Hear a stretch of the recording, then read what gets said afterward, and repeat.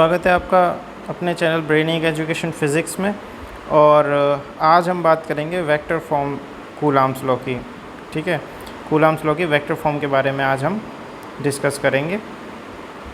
Last video में हमने बात करी थी कि व्हाट इज़ कूलाम्स लॉ, और वहाँ हमने बात की थी कि जो कूलाम्स लॉ है वो हमें दो अगर चार्ज हैं उनके बीच में कितना फोर्स लगेगा, उस फोर्स की वैल्यू क्या होगी और वो किन किन फैक्टर पे डिपेंड करेगा, वो सब हमने डिस्कस किया था।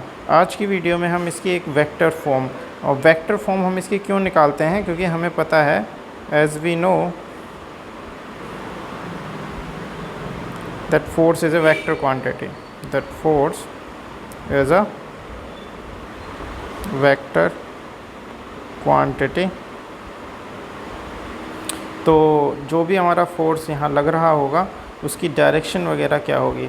वैसे तो जो हमारा कूलाम्स लॉ है, वो हमारा सेंट्रल फोर्सिंग सिस्टम है। कैसा सिस्टम है? सेंट्रल फोर्स सिस्टम है। अब ये सेंट्रल फोर्स सिस्टम क्या होता है, जिनको नहीं पता तो मैं बता देता हूँ कि सेंट्रल फोर्स सिस्टम में जो भी फोर्स लगता है वो दो बॉडी के बीच में, वो जो लाइन उन दोनों को जॉइंट करती है, सपोज़ करिए इन दोनों चार्जेस को ये लाइन यहाँ जॉइंट कर रही है, ठीक है, यहाँ ये लाइन इन दोनों को जॉइंट कर रही है, तो जो फोर्स लगेगा वो भी इसी लाइन के अलोंग लगेगा, किसी और डायरेक्शन में यहाँ नहीं लगेगा। तो अगर ऐसा होता है तो हम बोलेंगे कि जो फोर्स सिस्टम है ये हमारा कैसा फोर्स सिस्टम है? Central force system. तो देखिए, या तो फोर्स रिपल्सिव होगा तो ऐसा लगेगा, अट्रैक्टिव होगा तो ऐसे लगेगा इसी लाइन पर। ऐसा नहीं हो सकता कि ये दो चार्ज हैं और इस चार्ज ने इस चार्ज पर ऐसे कोई फोर्स लगा दिया, ऐसा नहीं हो पाएगा। ठीक है, तो इस तरह के फोर्स को हम क्या बोलते हैं? Central force system. जो दो बॉडीज़ के बीच में लगता है, उनके जो लाइन जो इन दोनों बॉडी को ज्वाइन करिए उसी लाइन के अलोंग अगर वो काम करता है, फोर्स अगर उसी लाइन के अलोंग लगेगा, तो इस तरह के फोर्स सिस्टम को हम coulombs law central force system बोलते हैं। ऑलराइट, तो चलिए आगे चलते हैं और मैं आपको बताता हूँ इसकी वेक्टर फॉर्म कैसे निकालते हैं। तो प्रीवियस वीडियो में जब हमने कूलाम्स लॉ के बारे में पढ़ा था तो हम सिर्फ दो चार्ज हमें दिए जाते थे कि 2 पॉइंट चार्ज हैं ये, ठीक है, और इन चार्ज की वजह से जो है एक दूसरे पर कितना फोर्स लगेगा उसकी वैल्यू हमें निकालनी रहती थी।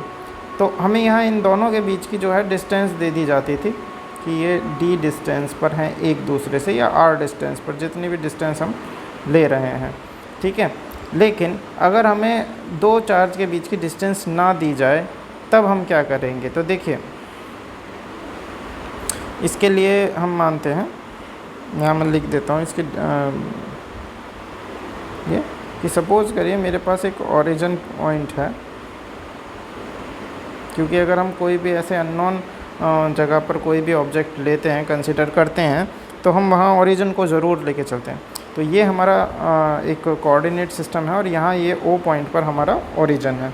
किसी ने हमसे बोला कि आपका एक चार्ज यहाँ पर Q1 है, जिसके लिए यहाँ O से जो पोजीशन वेक्टर है वो R1 है, यानी कि O से हमें Q1 की डिस्टेंस, उसकी पोजीशन दे रखी है, और हमारा एक और चार्ज यहाँ पर Q2 है, जिसके लिए ओरिजिन से जो डिस्टेंस है वो R2 है, ठीक है। अब देखिए, समझने वाली बात क्या है कि हमें जो है ये वैल्यूज़ जो हैं दी गई हैं, ठीक है, लेकिन हमें इन दोनों के बीच की जो है डिस्टेंस जो है नहीं दी गई, ठीक। क्योंकि अगर हम बात करते हैं कि ये जो पॉइंट है हमारा Q1 चार्ज जो है, इसके लिए डिस्टेंस हमारी ये R1 है और Q2 के लिए R2, लेकिन अगर हम फोर्स कैलकुलेट करेंगे इन दोनों चार्जेस के बीच में तो हमें इन डिस्टेंस से कोई मतलब नहीं है, हमें इन दोनों के बीच की ये डिस्टेंस जो है चाहिएगी, ठीक है। तो हम ये कहते हैं there are two charges Q1 and Q2,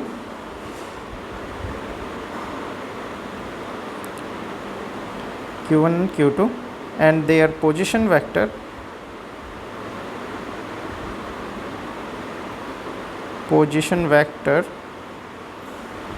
are r1 and r2 from origin.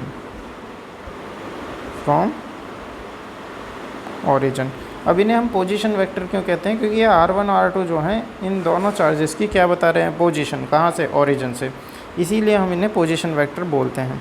ठीक है, तो अगर हम यहाँ फोर्स कैलकुलेट करना है तो देखिए, अगर हम यहाँ बोलते हैं force working between these two charges,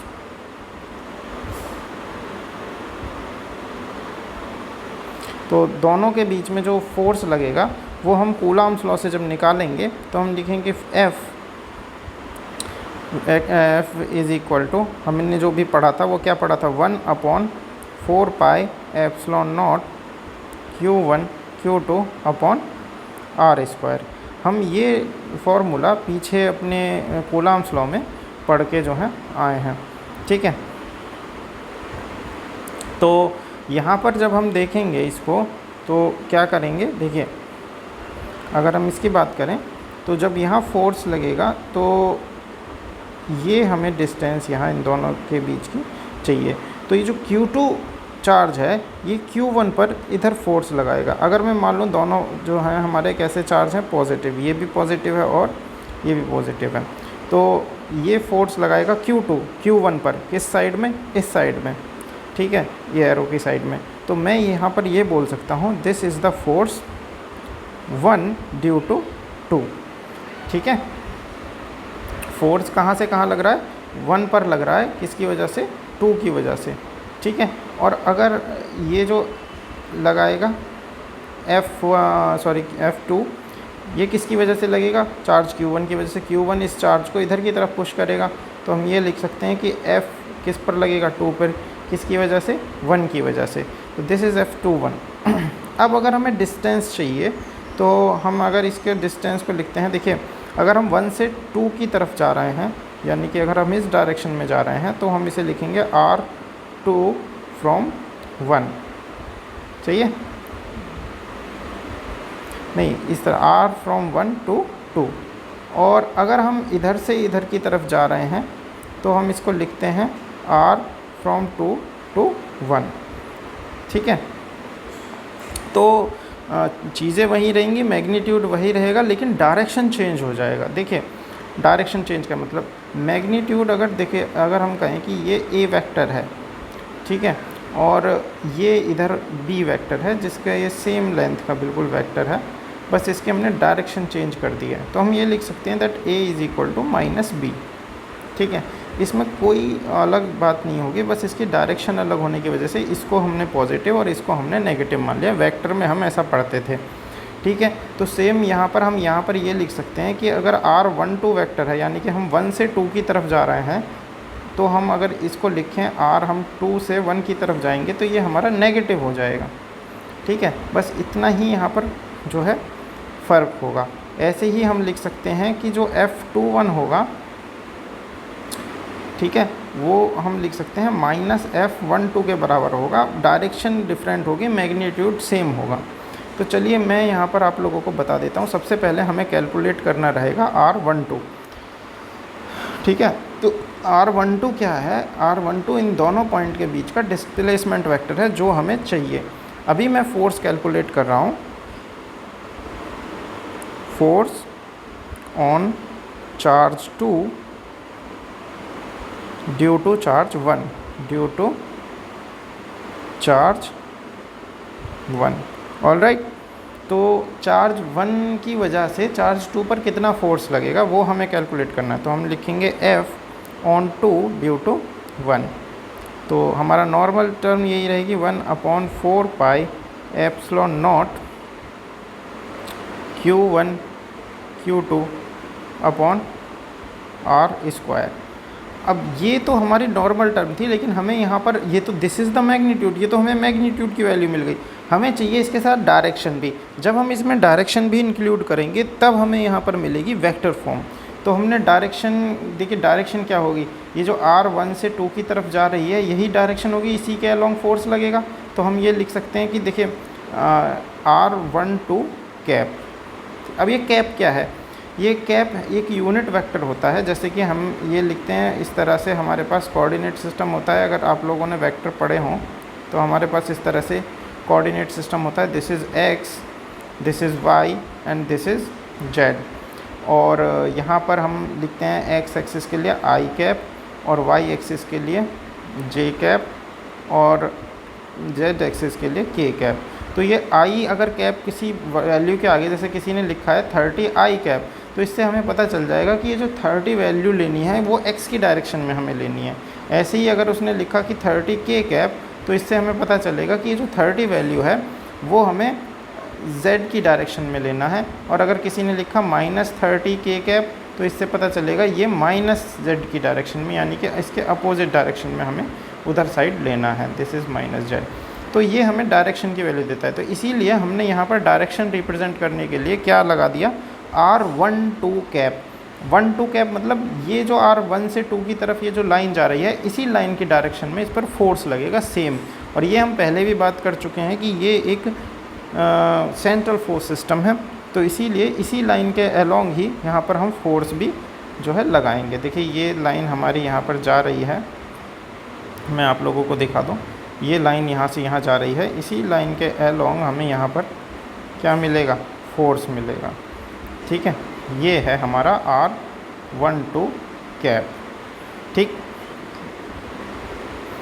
ठीक है, तो अब हमें यहाँ पर R12 कैप जो है निकालना है। तो देखिए एक वेक्टर टर्म जो होती है, जैसे कि अगर मैं लिखूँ R12 वेक्टर, तो एक वेक्टर टर्म में दो चीज़ें होती हैं। एक होता है इसका मैग्नीट्यूड जो हम मोड करके निकाल लेते हैं, मोड ऑफ R12, और एक होता है इसकी direction, that is R12 cap. तो अगर हम इस क्वांटिटी को इस तरह से लिख रहे हैं ना, एरो लगा के वेक्टर फॉर्म में, यानी कि इसमें ये दो चीज़ें इंक्लूड हैं, इसका मैग्नीट्यूड और इसकी डायरेक्शन। ठीक है, तो हमें चाहिए R12 कैप। तो R12 कैप जो हो जाएगा वो हो जाएगा R12 vector upon mode of R12। ठीक है, अब देखिए हमें R12 कैलकुलेट करना है, यानी कि 1 से 2 की तरफ जा रहे हैं हम। तो जब 1 से 2 की तरफ जा रहे हैं तो हमारा जो ये डायरेक्शन है ये इस तरह से आएगी। ठीक है, तो हमने यहाँ पर एरो लगा दिया, ये डायरेक्शन हमारी आएगी यहाँ पर। थोड़ा इसे मैं आपको जूम करके दिखा देता हूँ। ठीक है, हम कहाँ जा रहे हैं, 1 से 2 की तरफ, तो हमने यहाँ पर ये डायरेक्शन दे दी। ऑलराइट, ये हमारे इसकी डायरेक्शन है R1 की, और ये हमारी किसकी डायरेक्शन है, R2 की। अब देखिए हमें यहाँ पर निकालना है R12। क्या निकालना है, R12। तो R12 कैसे कैलकुलेट करेंगे, आप लोगों ने vector triangle law of vector addition पढ़ा होगा। क्या पढ़ा होगा, ट्रायंगल लॉ। अगर नहीं पढ़ा है तो मैं आपको शॉर्ट में बता देता हूँ। एक होता है triangle law of vector addition, triangle of vector addition. इसमें होता क्या है कि सपोज़ करो अगर दो वेक्टर मिलके एक ट्रायंगल के फॉर्म बना रहे हैं, जैसे कि सपोज़ करो मैं यहाँ पे ले लेता हूँ कि एक ये मेरा है वेक्टर x वेक्टर, और एक वेक्टर इसी के साथ जुड़ा हुआ है, मतलब दो वेक्टर इस तरह से जुड़े हुए हैं कि वो दोनों ट्रायंगल की दो साइड को बनाते हैं। तो ये x वेक्टर है, इस वेक्टर को मैंने y वेक्टर बना दिया। तो इन दोनों का जो रिजल्टेंट होगा उस ट्रायंगल की तीसरी साइड होगा जो कि अपोजिट डायरेक्शन में होगी। यानी कि देखिए ये इस डायरेक्शन में फॉलो कर रहा है इसको, ये कैसे जा रहा है, इस डायरेक्शन में, इसके बाद y कैसे जा रहा है, इस डायरेक्शन में। तो इसके अगर कोई तीसरी डायरेक्शन जो इसी की साइड में होगी वो इसको फॉलो करके यहाँ पहुँचेगी। लेकिन हमने कहा कि जो रिजल्टेंट होगा वो इन दोनों के अपोजिट डायरेक्शन में होगा। ठीक है, तो अपोजिट डायरेक्शन में कैसे होगा, यहाँ से ये इस तरह से। तो ये होगा हमारा रिजल्टेंट R वेक्टर। अब इसका मतलब मैं आपको समझा देता हूँ। सपोज़ करो यहाँ से कोई बॉडी है, मैंने कहा ये 20 i कैप की डायरेक्शन में चलती है, तो ये पहुँचेगी यहाँ। तो ये मैंने एक वेक्टर बना दिया। ठीक है, फिर इसके बाद मैंने कहा ये टेन आई जे कैप चलती है, तो ये यहाँ से टेन जे कैप ऊपर की तरफ जो है चली जे कैप, तो ये पहुँच गई यहाँ। तो ये दो साइड बन गई ट्रायंगल की जो एक दूसरे को फॉलो कर रही हैं। तो देखिए ये रिजल्टेंट जो है वो कैसा होगा, अपोजिट डायरेक्शन। अब ये वेक्टर हमें क्या दर्शाता है, वेक्टर दर्शाता है कि या तो आप इनको फॉलो करके चले जाओ, या तो आप ऐसे जाओ, या आप सीधे ऐसे चले जाओ, आप पहुंचोगे इसी पी पॉइंट पर ही। ठीक है, तो यहाँ से ये triangle law of vector addition जो है इंस्पायर्ड है। ऑलराइट, तो हमें क्या करना है, हम इसी ट्रायंगल लॉ को फॉलो करके R12 की वैल्यू जो है यहाँ पर निकालेंगे। तो ध्यान से देखो, हमें चाहिए R12, हमें ये वाला वेक्टर जो है निकालना है। अब अगर हम यहाँ से ध्यान से देखें तो ये एक ट्रायंगल को फॉर्म कर रहा है यहाँ पर। ठीक है, ध्यान से देखें, क्या ये एक ट्रायंगल को फॉर्म कर रहा है, बिल्कुल फॉर्म कर रहा है। तो इसमें रिजल्टेंट कौन सा होगा, आपको देखना है इसमें उल्टी साइड कौन सी है। तो देखें, ये O से Q1 तक जो गया और फिर Q1 से Q2 तक जो गया, ये दोनों जो डायरेक्शन है ये एक दूसरे को फॉलो कर रही हैं। ये देखिए फॉलो कर रहे हैं ना, ये देखिए। लेकिन ये जो वाली डायरेक्शन है हमारी R2 वाली, ये अपोजिट है। तो हम ये लिख सकते हैं कि जो R2 है वो इन दोनों का क्या है, रिजल्टेंट। यानी कोई बॉडी यहाँ से ऐसे जाती है और फिर ऐसे जाती है, और एक बॉडी सीधी यहाँ चली जाती है, तो दोनों यहाँ पर पहुँचती हैं। तो हम ये कह सकते हैं कि R2 जो है वो इन दोनों का क्या है, सम है, यानी कि इन दोनों का रिजल्टेंट। तो हम यही चीज़ यहाँ पर लिख सकते हैं, from figure the displacement vector, इसको बोलते हैं डिस्प्लेसमेंट वेक्टर। R1 R2 हमारे पोजीशन वेक्टर थे, और अगर 1 से 2 तक जाना तो दिस इज़ डिस्प्लेसमेंट वेक्टर। तो डिस्प्लेसमेंट वेक्टर निकालने का ही तरीका है। तो हम ये लिख सकते हैं कि देखिए क्या लिख सकते हैं कि R1 और R12 ये दोनों को अगर हम ऐड कर दें, यानी R1 vector plus R12 vector, ये दोनों किसके बराबर होंगे, R2 वेक्टर के। ठीक है, R2 इज़ द रिजल्टेंट। तो हमें क्या चाहिए, हमें चाहिए R12। तो R12 वेक्टर जो होगा वो हो जाएगा R2 vector minus R1 vector के बराबर। ठीक है, तो हम इस तरह से इसको लिख देंगे। R12 वेक्टर किसके बराबर होगा, R2 माइनस R1। अब देखिए, अब मैं आपको यहाँ पर यह चीज़ आपको समझ में आ गई कि कैसे आया है। मैं आपको शॉर्ट में समझा देता हूँ कि अगर आपको डिस्प्लेसमेंट वेक्टर R12 निकालना है तो लास्ट वाले यानी 2 में से 1 को घटा दीजिए। कैसे निकालेंगे, R2 vector minus R1 vector, ये शॉर्ट मेथड है। अब मैंने आपको बता दिया है कि कैसे होता है, आप हमेशा देखिए। सपोज करो आपको R21 वेक्टर निकालना है, तो ये कितना हो जाएगा, R1 vector minus R2 vector. ऐसे ही अगर आपको AB वेक्टर निकालना है, इसका मतलब होगा B vector minus A vector. Last वाले में से फर्स्ट वाला आप घटा देंगे तो आपको डिस्प्लेसमेंट वेक्टर मिल जाएगा। जैसे एक वेक्टर आपको x दे रखा है और एक वेक्टर आपको y दे रखा है, और आपसे पूछा है x y वेक्टर, तो आप क्या करेंगे, y vector minus x vector. ये इसका जो है शॉर्ट मेथड है। ठीक है, ठीक, सीधा हम इसको कर देते हैं, लास्ट वाले में से फर्स्ट वाले को घटा देते हैं। ये शॉर्ट कट है इसका। ठीक, subtract first vector from last one। ठीक है, to find the displacement vector. तो अब हमारे पास वैल्यू है। ठीक, और मैंने यहाँ क्या गलती कर दी, यहाँ पर हमें इसे लिखना था R12 स्क्वायर। ठीक है, तो देखिए हमारे पास जो टर्म आई F21 वेक्टर, ये आया 1/4 pi epsilon not Q1 Q2 upon R12 square और R12 कैप।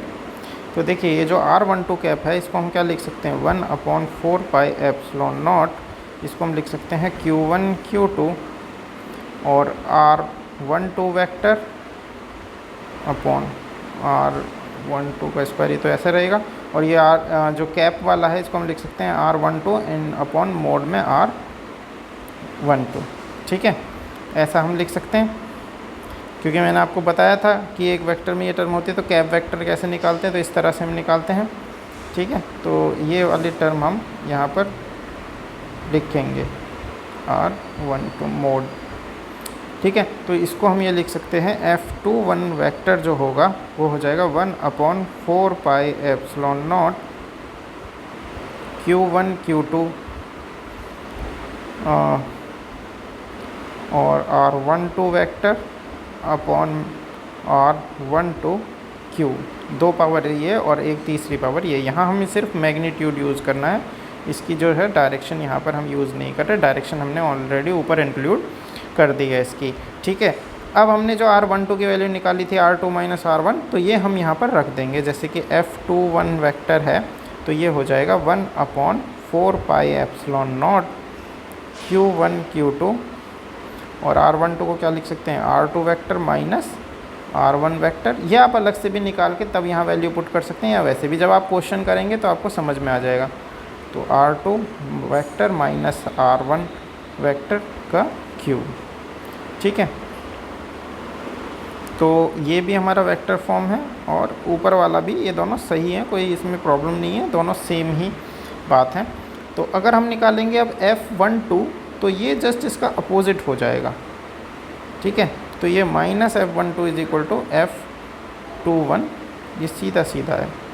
ठीक, ये हो जाएगा। तो F12 के केस में हम क्या लिख देंगे, R1 माइनस R2, क्योंकि हमें अब किसकी तरफ जाना है, 2 से 1 की तरफ। जब 2 से 1 की तरफ जाएंगे तो डिस्प्लेसमेंट वेक्टर हमें मिलेगा R2 minus R1 minus R2 sorry. ठीक है, तो ये हमारी वेक्टर फॉर्म थी। इसका यूज़ कैसे करना है ये आप लोग अभी आगे मैं कुछ क्वेश्चंस जब करवाऊँगा कूलॉम्स लॉ पर, तब मैं आप लोगों को बताऊँगा। तो आप मेरी नेक्स्ट वीडियो का वेट करिए, नेक्स्ट वीडियो में मैं आप लोगों को इसके क्वेश्चन जो है बता दूँगा। ठीक है, तब ये जो है आप लोग इसको अच्छे से समझ जाएंगे। ऑलराइट, तो इस वीडियो में सिर्फ इतना ही। इसमें हम कूलॉम्स लॉ की वेक्टर फॉर्म के बारे में पढ़ेंगे। नेक्स्ट वीडियो में मैं आप लोगों को बताऊंगा सुपरपोजिशन प्रिंसिपल के बारे में। किसके बारे में बताऊंगा, सुपरपोजिशन प्रिंसिपल और इलेक्ट्रिक फील्ड। तो नेक्स्ट वीडियो में हम ये टॉपिक्स जो है कवर करेंगे। आज की वीडियो में इतना ही, और आप लोग इस पर क्वेश्चन देख सकते हैं और बाकी मैं तो करवाऊंगा ही इसके क्वेश्चंस, तो आप लोग इसको अच्छे से समझ लेना, तब आपको ये वाला लॉ जो है वेक्टर का कैसे यूज़ करना है तब ये आपको समझ में आ जाएगा। ठीक है, अगर आपको वीडियो पसंद आई हो, आपको इससे कुछ सीखने के लिए मिला हो, तो प्लीज़ आप इस वीडियो को लाइक ज़रूर करें, शेयर करें अपने दोस्तों के साथ, और हमारे जो चैनल को सब्सक्राइब भी करें। ठीक है, अब से आपको बिल्कुल यहाँ पर जो है डेली आपको वीडियो मिलेंगी और आपको फुल कंटेंट मिलेगा जो भी आपके सिलेबस का है, और रेगुलर बेसिस पे आपको यहाँ पर सारी चीज़ें मिलेंगी। बहुत बच्चों की शिकायत थी, बच्चे ऑनलाइन सब्सक्रिप्शन ले रहे हैं, वो इसीलिए ले रहे हैं कि रेगुलर वीडियो नहीं मिलती, तो हमने कहा चलो अब रेगुलर वीडियो आप लोगों को यहाँ पर मिलेगी। और बहुत जल्द मैं 11th वाली भी रेगुलर डालनी शुरू करूँगा, और 9th और 10th की वीडियो में फाउंडेशन क्लास भी हम यहाँ पर शुरू करेंगे। ऑलराइट, बस आप लोग जो है सपोर्ट करते रहें और चैनल को प्लीज़ सब्सक्राइब ज़रूर करें। Thank you.